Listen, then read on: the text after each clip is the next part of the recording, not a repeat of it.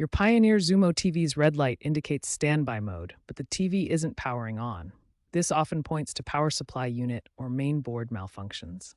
The red light shows the TV is receiving power, but stuck in standby mode.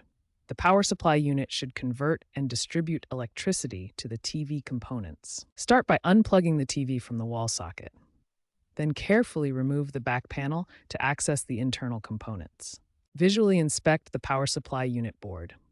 Look for bulging or leaking capacitors, which are a common cause of power issues in these TVs. Use a multimeter to check the power supply output voltages.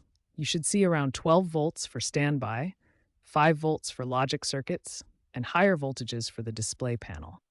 Absent or unstable readings indicate a faulty power supply unit. Always discharge capacitors before touching any components to avoid electric shock.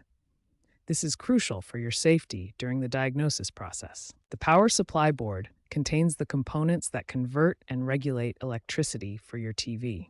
Familiarize yourself with its layout before beginning repairs.